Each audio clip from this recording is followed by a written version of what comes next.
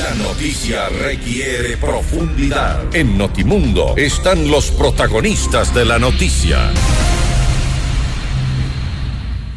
A esta hora damos la bienvenida al ingeniero Juan Carlos Bermeo, ministro de Energía, para hablar precisamente sobre las acciones para atender estas emergencias en Zaruma y en la Amazonía. Ministro, buenas noches. Fausto Yepes le saluda. Buenas noches, Fausto. Un gusto estar con ustedes. Gracias, ministro. Han pasado ya 6 días desde que las primeras viviendas comenzaron a desplomarse en Zaruma. La situación no parece parar y la preocupación continúa en ascenso, tomando en cuenta que el riesgo es para gran parte de la población. ¿Cuáles son las acciones que se han tomado o que se piensa ya insistir para estos próximos días y evitar una tragedia mayor? Bien, efectivamente, como usted menciona, días atrás se produjo el colapso que todos conocemos y inmediatamente, comandados por el presidente de la República, tuvimos presencia del Ministerio en la zona. Digo el Ministerio, que incluye además la Agencia de Regulación y Control Minero y el Instituto de Investigaciones del Ministerio. Es decir, todas las instituciones que tenían alguna vinculación con el tema minero estuvimos presentes desde el día que se produjo este evento. Efectivamente, hemos tomado las primeras medidas, puesto que se trata de un problema serio, pero además de un problema que lleva ya muchos años, Fausto. Y en consecuencia, resolverlo no es una tarea fácil, y mucho menos una tarea que puede resolverse en pocas horas o pocos días. Ahora, sin duda, lo primero será garantizar la seguridad y la vida de la gente que está en mayor riesgo. Para un poco poner en contexto cuál es la zona de mayor riesgo en el centro de Zaruma. Ya hemos visto unos videos impresionantes sobre el desplome de 2 grandes viviendas patrimoniales, inclusive de lo que se ha dicho, pero ¿qué otras zonas están con este mismo riesgo, tomando en cuenta que los túneles están por todo lado? A ver, efectivamente, como usted lo ha mencionado, los túneles están por todo lado. Y ese es el gran problema del subsuelo de Zaruma. Hay muchísima actividad minera, sin duda alguna ilegal, que ha hecho de Zaruma, del subsuelo de Zaruma, casi una ciudad entera de comunicaciones, de vías. Obviamente no son carrozables, ni mucho menos, tengo que aclarar, pero son formas de entrar a las distintas vetas, puesto que Zaruma está asentada sobre una mina de oro, de forma tal que es necesario primero conocer cuál es el subsuelo de Zaruma, cuáles son las condiciones geológicas y geotécnicas para que podamos tomar decisiones. ¿Dónde están localizados los mayores problemas de momento? Como era natural y era de esperarse, a lo largo de la veta de oro, que es la que atrae a toda esta minería informal que causa estos problemas tan graves para la población. Pero debo insistir, Fausto, nuestro primer lema, nuestra primera consigna es defender la vida de las personas. El tema técnico, si bien es importante, es un tema que no lo hemos descuidado, pero por sobre todas las cosas, Fausto, es la vida de las personas nuestra primerísima prioridad. Precisamente por esa prioridad, ¿cuántas personas están evacuadas de momento y cuántas más deberían salir de sus casas, tomando en cuenta el alto riesgo que existe? A ver, este es un trabajo conjunto, no es solamente el Ministerio el que está trabajando ahí, como es natural, está la Secretaría Nacional de Riesgos, está el Ministerio de Vivienda, está el Ministerio de Cultura a través del Instituto de Patrimonio. Es decir, esto es un equipo de profesionales, un equipo de gente que está dedicada permanentemente a resolver el problema. Y cada uno en el ámbito de sus competencias. Y ahí donde el Ministerio de Vivienda, por ejemplo, ya ha hecho un censo preliminar de aquellas viviendas que están o unas deshabitadas u otras en riesgo de tener un colapso. Y me refiero a una inspección visual. Para otras inspecciones de mayor profundidad técnica, pues hay que hacer estudios, hay que hacer evaluaciones de la calidad de los materiales, es decir. ¿Y este censo preliminar qué datos arrojó? Pues hay ciertas casas que requieren ser intervenidas de forma urgente y obviamente hemos iniciado la relocalización, la reubicación de algunas personas. Son algo más de 300 personas las que han sido reubicadas. Esa, como insisto, no es que quiera... no quiero tocar el tema, es una competencia de otras instituciones del Estado, pero evidentemente el Ministerio ha estado colaborando de forma muy cercana para apoyar, para ayudar. con básicamente nuestro criterio técnico. Somos los profesionales del ministerio, aquellos que están, los técnicos destacados del campo, los que están apoyando de distintas maneras para que este problema tenga una solución inmediata. ¿Se podrá garantizar, a esta hora podemos garantizar que no existe actividad de minería ilegal que esté en alguna parte de Zaruma, seguramente evadiendo los controles de autoridades? Porque hay gente que vive o vivía de esto todos los días. La minería ilegal es un problema serio y que, además de ser serio, pone en riesgo la vida de las personas. No solamente en Zaruma. Acuérdese usted del problema de Buenos Aires. Acuérdese todo lo que estaba asociado al problema de Buenos Aires.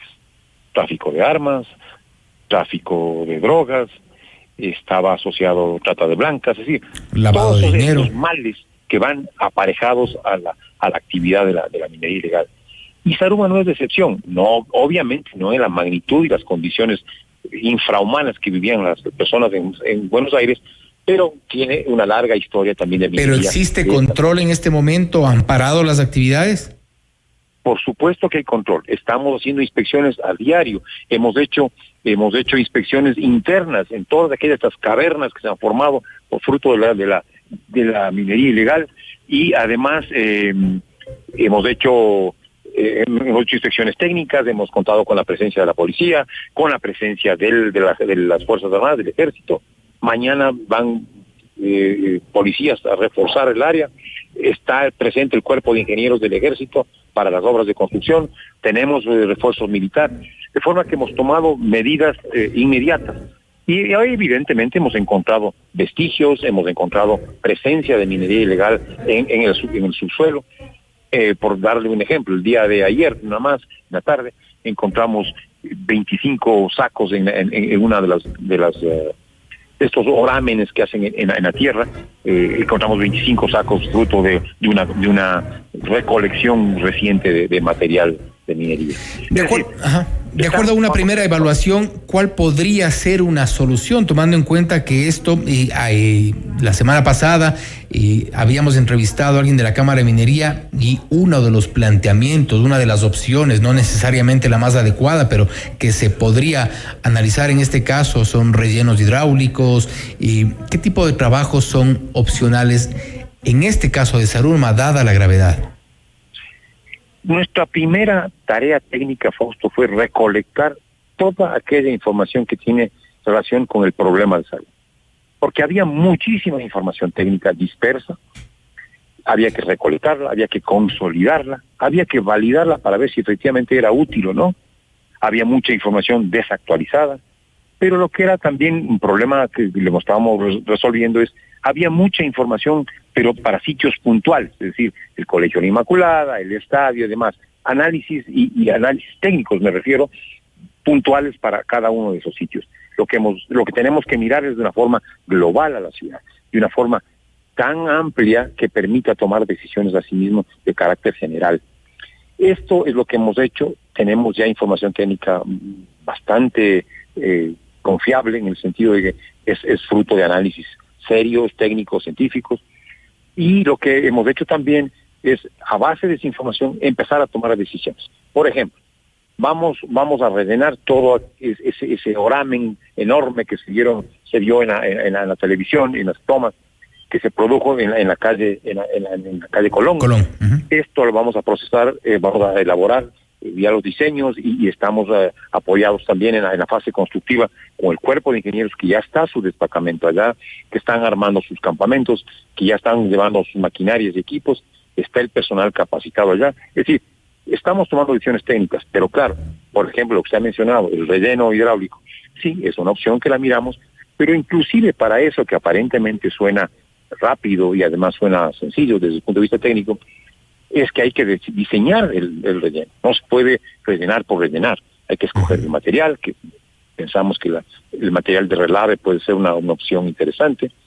Tenemos que mirar cuál va a ser esa dosificación de material, con qué otros elementos los vamos a mezclar, bajo qué mecanismos los vamos a hacer estas inyecciones, que además nos ayuden a a que el problema sea resuelto y no generemos un problema adicional por un mal procedimiento técnico de esa naturaleza. Aparte de los rellenos, ya hemos hablado que se va a proceder con el relleno en la zona del deslave. ¿Hay otra acción de corto plazo? ¿Me puede repetir, Fausto? Aparte del relleno del deslave, de la zona del deslave, donde dice que ya están los campamentos instalados y se procederá a hacer ese relleno, ¿qué otra acción está prevista de corto plazo? De corto plazo lo que vamos a hacer es tratar de hacer lo que se denomina un cierre técnico, es decir, hacer paredes, hacer tapones de hormigón que permita que impida el paso de los mineros ilegales, que impide el paso de personas, de equipos destinados a la minería ilegal. Esto es lo que vamos a hacer, esto es lo que estamos intentando rápidamente resolverlo. Son, como digo, tapones en estas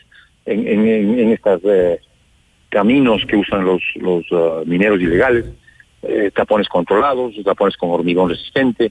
Sí, estamos trabajando y lo vamos a hacer en la medida de lo posible inmediatamente. Finalmente, ministro, ¿habrá alguna parte de la población o alguna zona de la ciudad que deba ser ya en el futuro totalmente reubicada y donde no podrá haber más actividad, ni siquiera zonas de vivienda? Esa es una muy buena pregunta, pero que no hay respuesta en este momento hasta que los estudios técnicos así lo determinen. No podemos generar pánico en la población, tenemos que ser muy responsables con lo que se dice. Y yo por mi formación de ingeniero no podría adelantar un criterio si no tengo un soporte técnico adecuado.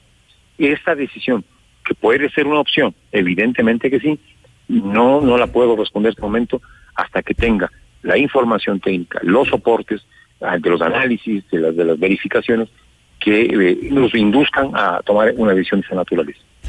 Ministro, para cerrar la entrevista, únicamente precisar qué es lo que ocurre también en otro tema que es igualmente preocupante, la erosión regresiva del río Coca, una zona que está ya con graves problemas por el rediseño necesario para el oleoducto transecuatoriano, también para el OCP, el poliducto. Hay una carretera que se ha ido. ¿Cuáles son las soluciones que se prevén lo más rápido posible? Porque la carretera está suspendida y también la necesidad de volver con la actividad petrolera es de alguna forma urgente. Y no es de alguna forma, es extremadamente urgente, Fausto.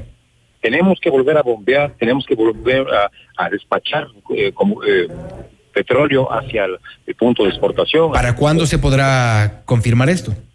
Estamos trabajando intensamente. Hemos desplegado un personal técnico de Petroecuador. Bueno, usted sabe que Petroecuador es independiente del ministerio, pero el ministerio revisando, controlando y supervisando los trabajos de forma que todo esto esté listo en el menor tiempo posible. Se hablaba hasta la semana pasada, el cálculo era de aproximadamente un lucro cesante o como parte del impacto económico de $600 millones. Para ahora ya sigue sumando. No, esta evaluación que se hizo de los $600 millones está hecha por el tiempo total estimado de duración de la suspensión del bombeo. No es solamente por un periodo corto, sino por el tiempo total que estimamos nosotros va a suspenderse la operación de bombeo. Que no es poco tampoco. ¿Perdón? Que no es poco, son $600 millones. Precisamente por eso, porque no es una cantidad menor, es que estamos trabajando 24 horas. Tanto el SOTE cuanto el OCP, estamos trabajando 24 horas para restablecer el bombeo en el menor tiempo posible. Yo diría urgentemente. Cada día que pasa significa un costo enorme para el país. Totalmente. ¿Continúa la erosión regresiva o se mantiene estancada? A ver, ojalá se me sea fácil explicarlo por teléfono, pero el problema de la erosión regresiva que hemos hablado estos últimos años y más, está relacionado con un fenómeno natural único en el mundo que estaba avanzando peligrosamente hacia la captación del proyecto Coca-Cola Sinclair. Ese fenómeno que este momento está detenido, está a una distancia de 7.9 kilómetros de la captación, y no ha avanzado desde hace más de 155 días. ¿Ok? Ese es el fenómeno inicial. El que estamos hablando y que que nos ha dado los problemas que han derivado en la rotura de las tuberías. Es la erosión lateral. Esa es una erosión lateral del río, de la zona que se llama Piedra Fina. Entonces, son dos aspectos distintos, técnicamente, yo podría decir, conectados entre sí, pero que no se refiere de ninguna manera a lo de Piedra Fina con aquella erosión de la que hemos venido hablando estos últimos meses. Perfecto. Listo. Bueno, la situación es sin duda complicada y esperamos que se pueda retomar la actividad petrolera, que es lo que de momento se requiere en el país. Ingeniero Bermeo, gracias y buenas noches. Si me permite cerrar nada más con una reflexión, y es que desde la Presidencia de la República, el gobierno en general, estamos absolutamente comprometidos para que estos dos problemas, tanto el de Zaruma cuanto el de Piedra Fina con relación a los oleoductos, sean solucionados en el menor tiempo posible. Tenga usted la seguridad de que el gobierno está haciendo todo el esfuerzo para que esta solución sea ejecutada de la forma más rápida posible. Como dije hace un momento, preservando, como no puede ser de otra manera, la vida de las personas en primer lugar. Esperamos que así sea. Ingeniero, muchas gracias. A ustedes, muchas gracias. Ha sido el ingeniero Juan Carlos Bermeo, ministro de Energía, y ha hablado sobre las acciones para atender las emergencias, tanto en Zaruma por el tema de la minería ilegal, como en la Amazonía por la erosión regresiva y la erosión lateral. Dos temas que han complicado sin duda actividades en nuestro país. Esto es FM Mundo, la radio de las noticias.